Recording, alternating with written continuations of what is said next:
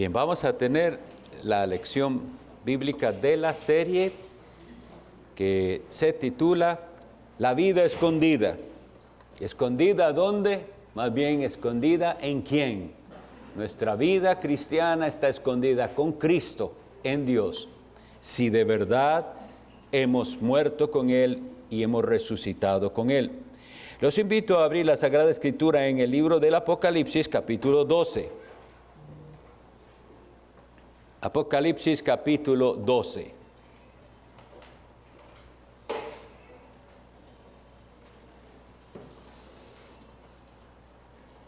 El tema para esta mañana es enfrentando la persecución. El tema es la persecución.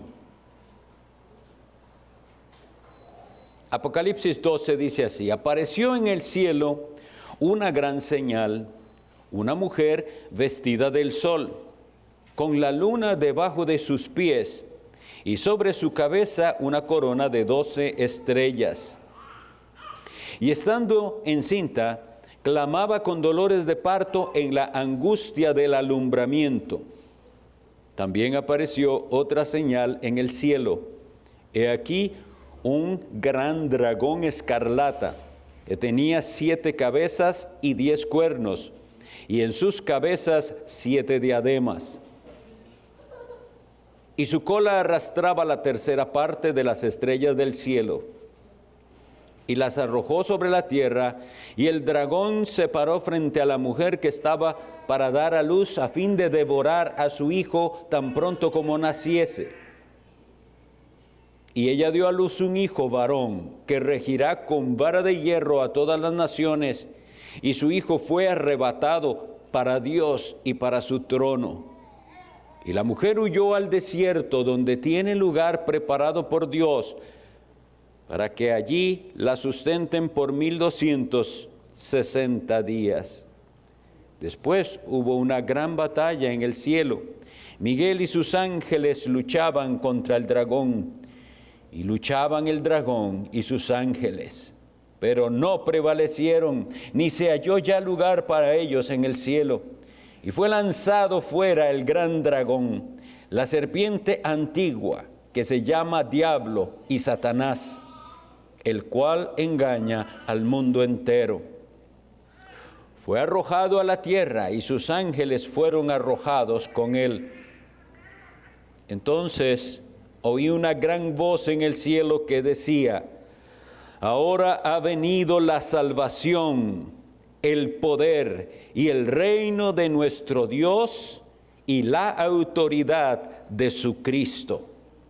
Porque ha sido lanzado fuera el acusador de nuestros hermanos, el que los acusaba delante de nuestro Dios día y noche. Y ellos le han vencido por medio de la sangre del Cordero y de la palabra del testimonio de ellos, y menospreciaron sus vidas hasta la muerte. Por lo cual alegraos cielos y los que moráis en ellos. Ay de los moradores de la tierra y del mar, porque el diablo ha descendido a vosotros con gran ira, sabiendo que tiene poco tiempo. Y cuando vio el dragón que había sido arrojado a la tierra, persiguió a la mujer que había dado a luz al hijo varón. Y se le dieron a la mujer las 2 alas de la gran águila, para que volase delante de la serpiente al desierto, a su lugar, donde es sustentada por un tiempo y tiempos y la mitad de un tiempo. Y la serpiente arrojó de su boca tras la mujer agua como un río, para que fuese arrastrada por el río. Pero la tierra ayudó a la mujer, pues la tierra abrió su boca y tragó el río que el dragón había echado de su boca. Entonces el dragón se llenó de ira contra la mujer y se fue a hacer guerra contra el resto de la descendencia de ella, los que guardan los mandamientos de Dios y tienen el testimonio de Jesucristo. Este es un capítulo muy, muy importante para nosotros en nuestra vida cristiana. No pretendo hacer una exposición de todo él, sino una explicación por encima, apenas enfatizando este tema, la persecución. No sé ustedes cuántas predicaciones hayan oído de la persecución, pero no se escucha mucho. El cristianismo que hoy se vive es un cristianismo triunfalista. Todo va a estar muy bien, todo va a ir mejor, vamos a estar mejor. Pero la Biblia nos enseña desde Génesis hasta Apocalipsis, como decía un puritano, hay una línea escarlata, roja, escarlata es rojo, una línea de sangre que atraviesa toda la Biblia de principio a fin. Siempre la simiente de la serpiente persiguiendo a la simiente de la mujer, lo que estaba prometido en Génesis capítulo 3, versículo 15. Dios prometió un Salvador y prometió enviarlo de cierta manera. Caín mata a Abel. Y ahí es la primera persecución. Al justo Abel, dice la Biblia, que persigue. Abel era justo y por eso su hermano impío lo persigue. Recuerden esto, si nosotros vivimos santamente, nosotros incomodamos a los impíos con nuestra conducta, ni siquiera con lo que decimos. Claro que lo que decimos les incomoda, pero más ver cómo somos y cómo vivimos, porque así se expone más la maldad de ellos. Y así pasó con Caín y Abel. Luego hubo dos líneas, la descendencia de Caín y los de otros hijos de Adán y Eva. Y la Biblia los llama los hijos de Dios, a los hijos de Adán y Eva por Set, y los hijos de los hombres, la descendencia de Caín. Y viene Satanás otra vez y hace su intento de corromper. ¿Y qué hace? Dice que los hijos de Dios ven que las hijas de los hombres eran hermosas y comienzan a mezclarse con la simiente impía, hasta que el mundo se volvió lo que sabemos que dice Génesis, un mundo lleno de corrupción y de violencia. Y Dios envió el diluvio. Solamente quedaron Noé, su esposa, sus 3 hijos y las esposas de sus 3 hijos. Y entonces que vemos que Dios promete de la simiente de uno de esos hijos iba a venir el Salvador. Y otra vez vemos la lucha, siempre lucha contra los descendientes, es decir, contra la simiente de la mujer.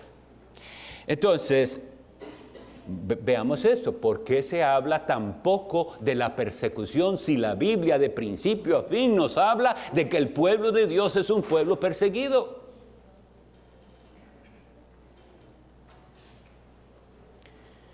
Antes de 1989, en los países que pertenecieron a la Unión de Repúblicas Socialistas Soviéticas, lo que llamamos hoy Rusia, los creyentes vivieron bajo terrible persecución. En los países musulmanes, nuestros hermanos viven bajo terrible persecución. Y de alguna manera hemos bloqueado en nuestra mente que eso ha sucedido y que sucede. Y también de alguna manera hemos creído, a nosotros no nos sucederá. Por eso les digo que es tan peligroso esa clase de evangelio triunfalista que anda por ahí. Todo va a estar bien. Si usted nada más lo único que tiene que hacer es aceptar a Cristo y ahora ya usted va para el cielo y todo le va a ir cada vez bien. Y Dios quiere que usted esté bien y que esté sanito y que tenga platita y que tenga... Pero eso no es lo que vemos en la Biblia. Más bien el anuncio de Cristo, en el mundo tendréis aflicción. Jesús lo dijo y nosotros hemos leído Apocalipsis 12, espero, lo hice así muy detenidamente esta lectura de Apocalipsis 12 para que si me pusieron atención va a ser fácil entender de lo que se trata la lección bíblica de hoy. Pero el Apocalipsis, recordemos que aquí hemos leído una visión de Juan y tiene ciertos personajes. Vamos a hacer esto, identificar los personajes y ver. Y lo importante de todo esto es los elementos de la vida cristiana que se muestran ahí y el fin. Gracias a Dios que nuestro fin no es incierto, hermanos. Aquí en lo que hemos leído, nuestro fin no es incierto, como Jesús cuando nos dice, en el mundo tendréis aflicción. Pero no lo deja ahí Jesús, pero confiad, yo he vencido al mundo. Entonces, claro que sí tenemos que hablar de persecución y de problemas y todo lo que va a pasar a los verdaderos cristianos. Pero ahí no queda el asunto. Hay un fin claramente anunciado. Dice Jesús, confiad, yo he vencido al mundo. ¿Está usted en Jesús? ¿Está usted en Cristo? Usted también vencerá. Esa es la bendita doctrina que hoy vamos a estar estudiando. Entonces vamos a ver de lo que leímos los personajes. Bueno, tratemos de identificarlos y verán que no es difícil. Vimos que se habla de un dragón rojo. ¿Y quién será este dragón? Bueno, el mismo versículo 2 lo dice y el versículo 9 dice el versículo 9, y fue lanzado el dragón, la serpiente antigua, que se llama Diablo y Satanás, el cual engaña al mundo entero. Entonces ya tenemos ese símbolo. No es un dragón de verdad, es un símbolo y está diciéndonos exactamente quién es. Luego hay un hijo varón que se describe en el versículo 5. Dice que dio a luz un varón que regirá con vara de hierro a todas las naciones y que su hijo fue arrebatado para Dios y para su reino. Bueno, el Salmo 2:9 nos dice precisamente Dios Padre hablando de su hijo y le dice, siéntate a mi diestra. Bueno, ese no es el Salmo, más bien el Salmo 2:9 lo que habla es de regir las naciones con vara de hierro, refiriéndose a Cristo. Y en Hechos 13:33, leamos Hechos 13:33, el apóstol nos dice que eso se cumplió precisamente en Jesucristo.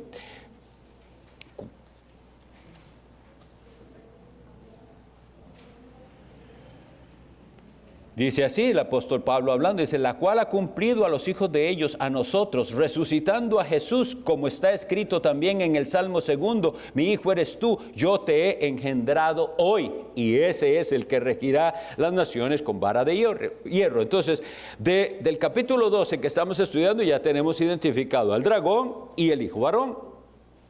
Y hay una mujer perseguida aquí.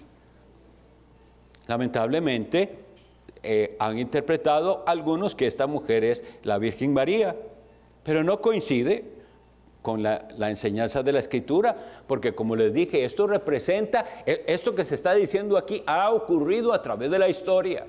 Esa mujer de la cual vendría el hijo varón, el Mesías, viene desde Génesis, la simiente de la mujer. Y Satanás ha querido siempre impedir que eso sucediera. Muchas veces ocurrió, si ustedes leen con detenimiento el Antiguo Testamento, verán el ataque del demonio contra la simiente santa. Y hubo una vez, cuando se dividen ya los reinos, el reino de Judá, que hubo una malvada mujer llamada Atalía, y ella mató a toda la descendencia de Judá, de David el rey. David era de la tribu de Judá, pero a todos.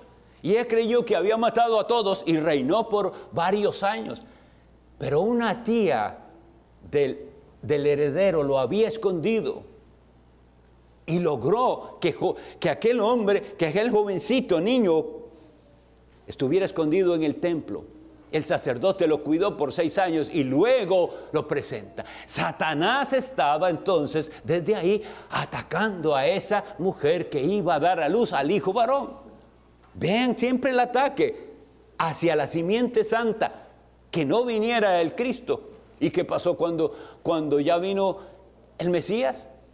¿No trató Herodes de matar a todos los niños en Belén?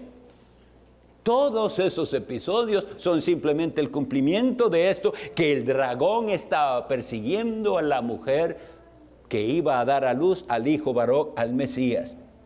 Luego, en lo que leímos, vemos que hay una descendencia de esa mujer, los verdaderos creyentes, y los define muy claramente. Los que guardan los mandamientos de Dios y tienen el testimonio de Jesucristo. Y a esos se les anuncia que ese dragón viene con ira a hacer guerra contra ellos. Se le dijo a usted cuando se iba a ser cristiano que usted lo que estaba entrando era en un ejército y que había una guerra declarada contra usted. Porque si lo vemos así, hacerse cristiano, si se pudiera usar esa frase, significa enlistarse en el ejército de Cristo y decir: aquí estoy, voy a la guerra porque Él me salvó a mí. Ahora voy a la guerra por su causa, sabiendo que la guerra es dura. Esto es cristianismo. Ahora, el Apocalipsis nos presenta muchas otras figuras para que nosotros entendamos bien de lo que se trata la vida de la iglesia en la tierra. La Biblia, después, si no lo han leído, les animo, deben leer el Apocalipsis. Y no deben leerlo como quien piensa, como decíamos en cierta ocasión, hay gente que va al Apocalipsis como si fuera la bola de cristal y voy a ver los detalles de todo lo que va a suceder. Eso no tiene ningún provecho.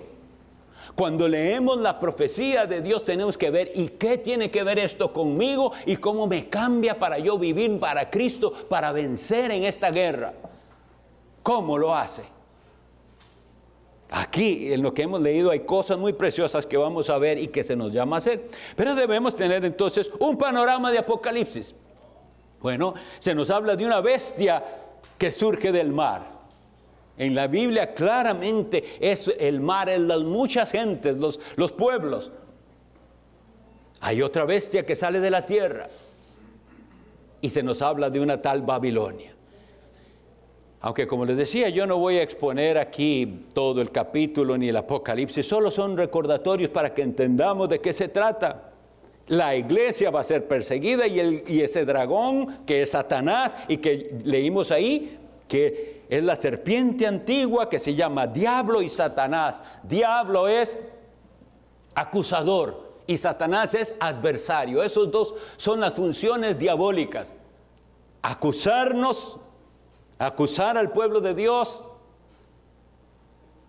y luego sernos adversarios en la tarea que nosotros tenemos. Pero gloria a Dios que no hay acusación contra los escogidos de Dios, porque la Biblia dice: ¿quién acusará a los escogidos de Dios?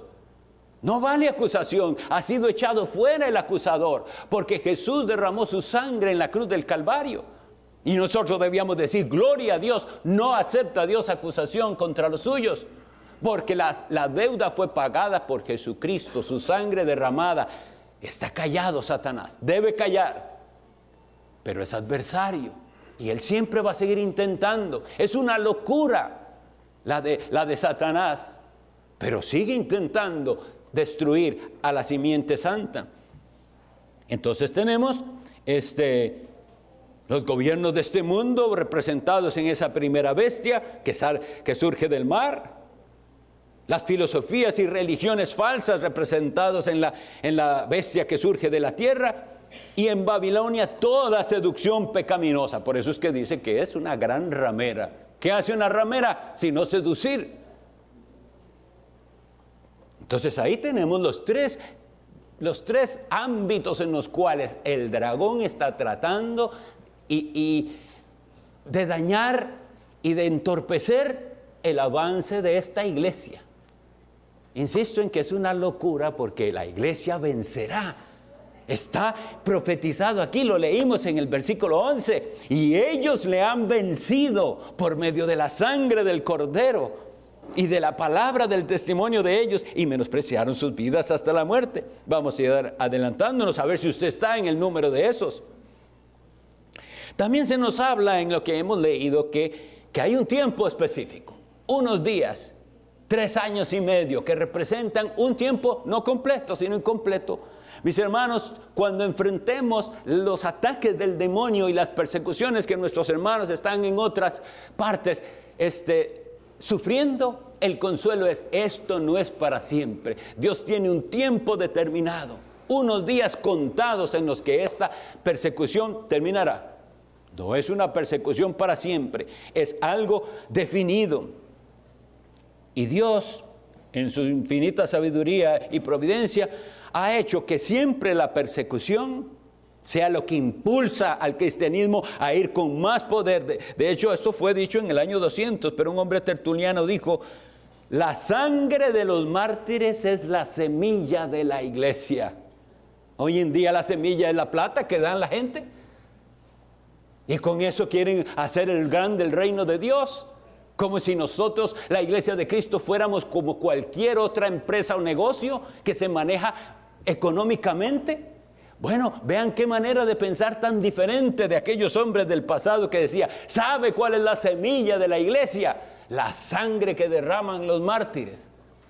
Ver a aquellos hombres dispuestos a dar su vida por Cristo hacía que los demás dijeran: ¿y esto por qué?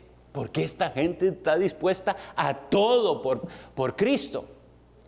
¿Y qué les cuesta a estos hacer eso que les pide? Mire, no le pedimos ni que crean en el emperador ni en estos dioses, nada más hágalo ahí, derrame un poquito de incienso y diga que César es Señor. Y aquellos creyentes decían: prefiero que me maten, pero solo hay un Señor y se llama Jesucristo. Entonces, tenemos que ver esto y vernos a nosotros y ver dónde estamos y por qué estamos como estamos. La iglesia, según lo que leímos aquí en Apocalipsis 12, es preservada en el desierto de esta vida. Y Dios le da alas como de águila, lo cual también coincide con otras partes de las Sagradas Escrituras donde se nos dice así, en Isaías. Pero ¿qué es lo que está diciendo? Iglesia del Señor, descendientes de la simiente santa, no desmayen, porque Dios tiene cómo ayudarnos a pasar por las adversidades, cualesquiera que sean las opresiones de gobiernos malignos, sean las filosofías huecas y sutilezas y religiones falsas y herejías, o sea, la seducción pecaminosa. Dios tiene manera de darnos victoria sobre todo eso en este desierto de la vida, y Él nos dará alas como las de los águilas para volar y escapar en el momento apropiado. Y así lo prometió el Señor siempre. En la vida cristiana diaria es así. 1 Corintios 10:13 dice que no vamos a ser probados más allá de lo que podemos resistir, que Dios nos va a dar una salida. Igual como Él envía la prueba, nos va a dar la manera de salir.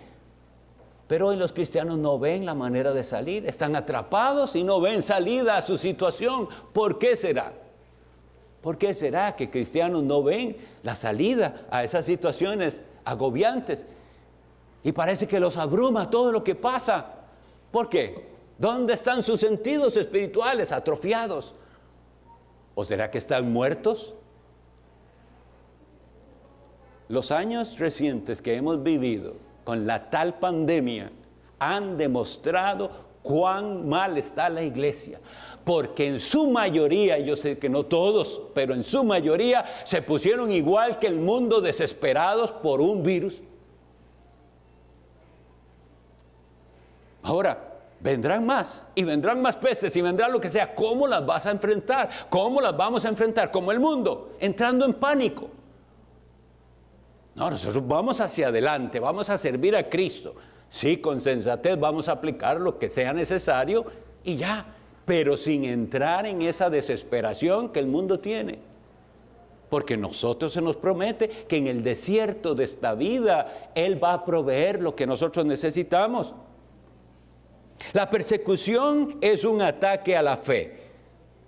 Como les digo, Satanás no pudo vencer a Cristo, pero ahora intenta dañar el resto, como dice aquí, el resto de la descendencia de ella. Y vean que siempre el ataque es hacia la fe y hacia Cristo, que cuando aquel hombre llamado Saulo de Tarso, que se describe en los Hechos de los Apóstoles capítulo 9, como un hombre perseguidor de la iglesia, y él dice: yo tengo que exterminar esta secta. Odiaba el cristianismo, Saulo de Tarso. Y cuando va camino a Damasco, se le aparece el Cristo glorioso y resucitado. ¿Y qué le dice a Saulo? Saulo, ¿por qué persigue usted a estos cristianos o a la iglesia? No es así lo que le dice. Le dice: Saulo, Saulo, ¿por qué me persigues? Perseguir a la iglesia de Cristo es perseguir a Cristo. La iglesia es el cuerpo de Cristo. Y por eso, una cosa más, ¿cómo es que hay tantísimas personas que dicen ser cristianos y no están unidos al cuerpo de Cristo, a la iglesia? No tiene sentido. Bueno, vamos a ver primera carta de Pedro capítulo 4 versículos 12 al 16. Amados, primera carta de Pedro capítulo 4 versículo 12. Amados, no os sorprendáis del fuego de prueba que os ha sobrevenido, como si alguna cosa extraña os aconteciese.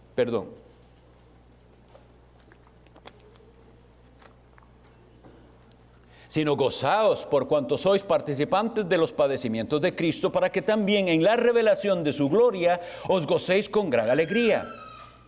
Si sois vituperados por el nombre de Cristo, sois bienaventurados, porque el glorioso Espíritu de Dios reposa sobre vosotros. Ciertamente de parte de ellos Él es blasfemado, pero por vosotros es glorificado. Así que ninguno de vosotros padezca como homicida o ladrón o malhechor o por entremeterse en lo ajeno. Pero si alguno padece como cristiano, no se avergüence, sino glorifique a Dios por ello.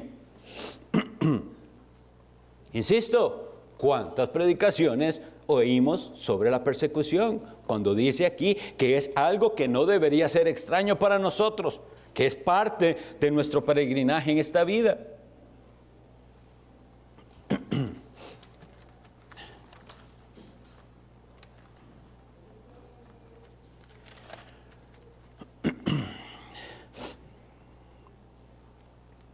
Jesús les había dicho a sus discípulos en Mateo 10:23, cuando os persigan en esta ciudad, huid a la otra, porque de cierto os digo que no acabaréis de recorrer toda la ciudad de Jerusalén hasta que venga el Hijo del Hombre. Y esto está hablando más específicamente del juicio sobre Jerusalén.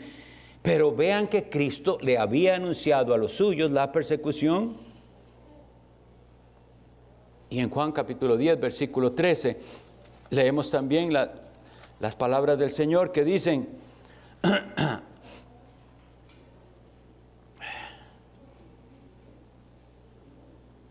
así que el asalariado huye porque es asalariado y no le importan las ovejas. Estamos hablando aquí de persecución y vamos a explicar qué sucede en cada caso. ¿Y por qué viene este versículo? Cuando hay persecución, ¿qué tienen que hacer los creyentes? Y en particular los que dirigen al pueblo de Dios. Si los pastores trabajan por dinero, ya esa tarea no se vuelve muy agradable. Si viene una plaga, verdadera plaga como las que había en la Edad Media, muchos huyeron. Ya no es agradable estar pastoreando aquí cuando tengo un muerto cada semana. Y muchos huyeron. Pero los pastores fieles en aquellas épocas se quedaron y dijeron, mis ovejas me necesitan, aunque sea para hacer los funerales de sus familiares. Pensémoslo así. ¿No es cierto que cuando comparamos eso con lo que hoy vemos, parece este cristianismo moderno un juego? Tiene que haber esa disposición. Ahora, habrá situaciones muy particulares en las que no, toda la iglesia tendrá que emigrar. Así sucedió en el pasado. Nuestros antepasados que estaban en Inglaterra tuvieron que huir a Holanda y de Holanda a Estados Unidos. Ya no había manera. Ellos y sus esposas y sus pastores, hay que huir de aquí, ya no nos queda alternativa. Y había posibilidad de huir.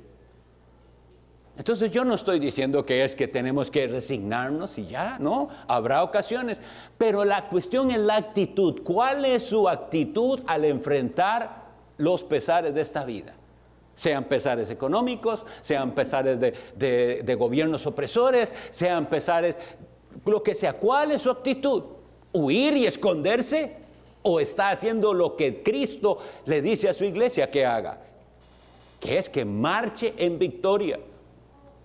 El Salmo nos dice, irán de poder en poder, verán a Dios en Sión. Entonces, eso tiene que ser una realidad en nuestras vidas, no como un triunfalismo pensando que todo va a salir bien, sino que en medio de las aflicciones tendremos victoria. Y saber que el Señor Jesús nos habla de que la fe será probada y que hay quienes tendrán que probarlo hasta el final. Mateo 10, 32 al 33 nos dice al respecto de esta perseverancia.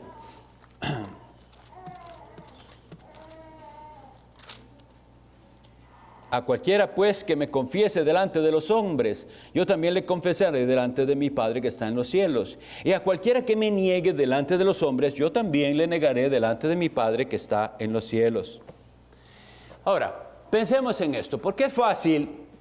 O sea, la idea que viene a nuestra mente y con la cual nos engañamos es que la persecución será algo como esto. ¿Ok? Que viene ahí un policía y nos encuentra en culto y viene primero al pastor y le ponen un arma, le dicen niegue a Cristo o lo matamos, y entonces uno dice sí o no y ya. Pero no funciona así en la gran mayoría de las veces. Viene un encarcelamiento y usted se sostiene diciendo yo creo en Jesús, Él es mi Señor y Salvador. ¿Ok? Siga así y va a ver lo que va a suceder. Y viene 2 días y 3 días de estar en la cárcel y 1 mes de estar en la cárcel y 2 meses y su fe comienza a ser minada y usted comienza a ver lo horrible que es estar en una cárcel encerrado entre barrotes, en aquello sucio, maloliente, y siguen insistiéndole. Lo único que tiene que decir, recuerdan que hoy hace 8 días les hablé de Richard Wurmbrand. Y lo que tenían que decir es, háblenos quiénes son, porque era una iglesia secreta. No sabemos quiénes forman parte de esa iglesia, pero había iglesia ahí en Rumania. ¿Y qué era lo que había que hacer? Si nos dicen los nombres de ellos, si nos dicen los nombres de esos que están distribuyendo Biblias, si nos dicen los nombres de tales o cuales, lo dejamos salir. Y usted puede aguantar 10 días, 20 días, 30 días, y sigue, y eso más las torturas. El pastor Pock, que fue el que escribió el librito que les conté que estoy tomando de ayuda, estuvo encarcelado 335 días en Kuala Lumpur.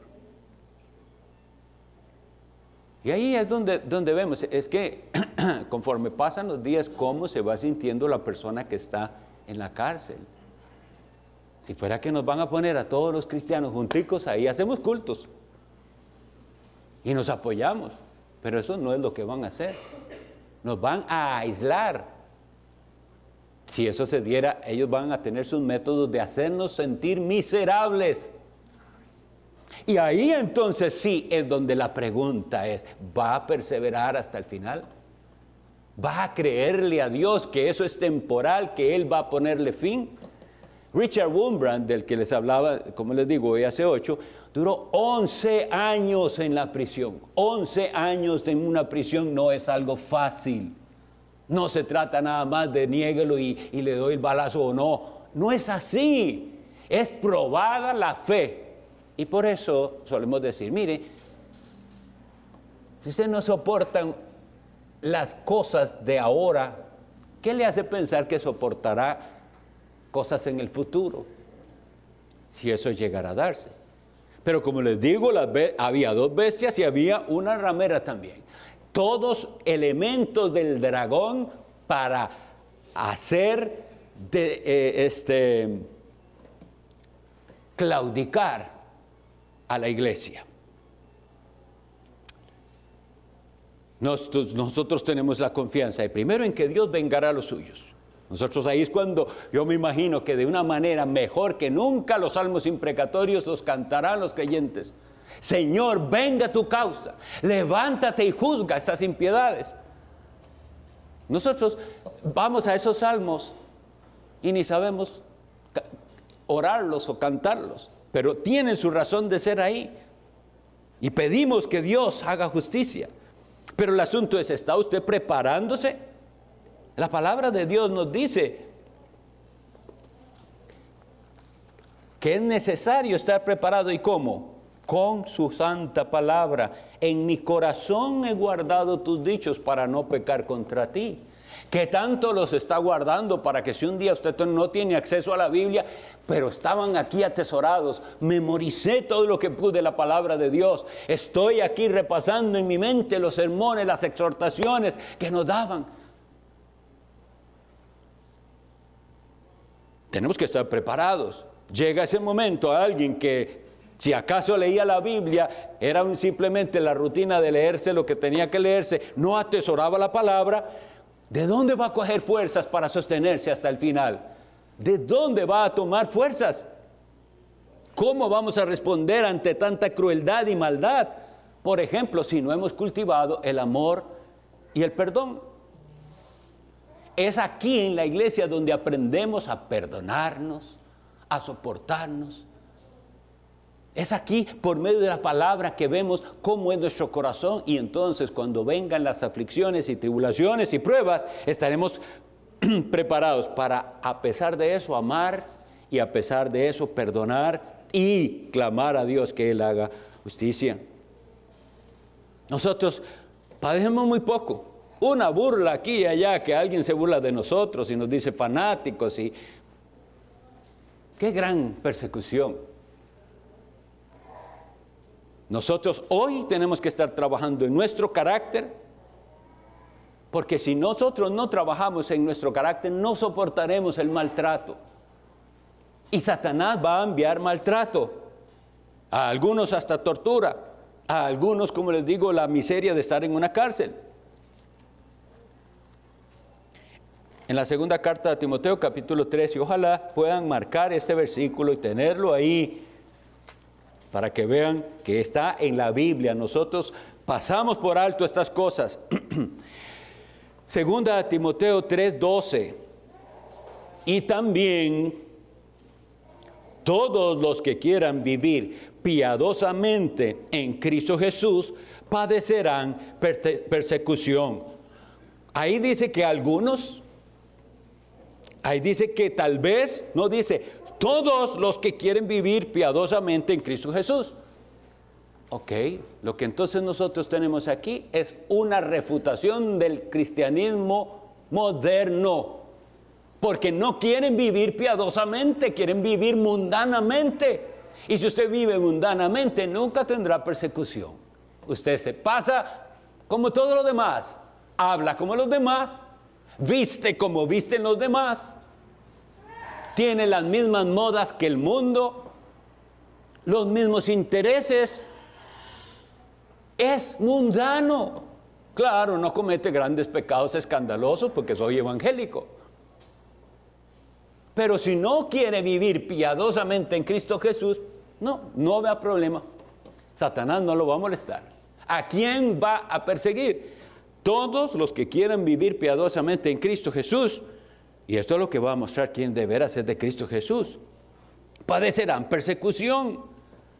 Pero como les decía, igual que Cristo, una vez que se nos anuncian estas cosas, no se nos deja ahí.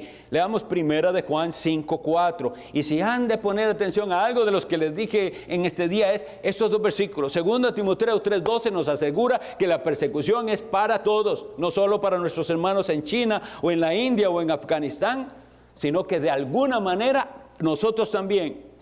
Pero tenemos esta promesa, primera de Juan 5:4. Porque todo lo que es nacido de Dios vence al mundo. Y esta es la victoria que ha vencido al mundo, nuestra fe. ¿Tiene usted fe verdadera en Jesús? Si usted tiene fe verdadera en Jesús, sepa que hay victoria. Y venga lo que venga, problemas familiares, terribles enfermedades, situaciones económicas difíciles, lo que venga y lo que quiera usar el demonio y las tentaciones y este mundo lleno de maldad y de placeres y de locuras y de desviaciones, todo podrá venir. Y ese es el río que el dragón está echando enfrente de la mujer. Pero ¿qué tiene Dios de promesa? La tierra se traga ese río y nosotros tendremos victoria. Apocalipsis 12:11. Y ellos le han vencido. ¿Quiénes son ellos? Usted y yo, si tenemos fe en Jesús. Le han vencido por medio de la sangre del Cordero. No es en nuestras fuerzas, es lo que Cristo hizo en la cruz. Y de la palabra del testimonio de ellos. ¿Conoce la palabra? Y menospreciaron sus vidas hasta la muerte. No se trata solamente de morir por Cristo de esa manera, sino ¿está dispuesto hoy usted a morir a usted mismo? ¿Está dispuesto a decir, esto es lo que yo quiero hacer, pero me niego para seguir a Cristo? Mi carne me dice reaccione de esta manera, yo sigo a Cristo. Esta tentación se me presenta, yo prefiero a Cristo. El enemigo vendrá como río y el Espíritu de Jehová levantará bandera contra él. Hermanos, la persecución no es opcional. Y estamos aquí y solo es cuestión de tiempo y de alguna manera Satanás vendrá a obstaculizar lo que estamos haciendo. La predicación del Evangelio de alguna manera. Nosotros, por la fe en Jesús y lo que Él hizo, venceremos. Dios los bendiga. Tenemos un receso hasta las 10 de la mañana en punto que empezamos.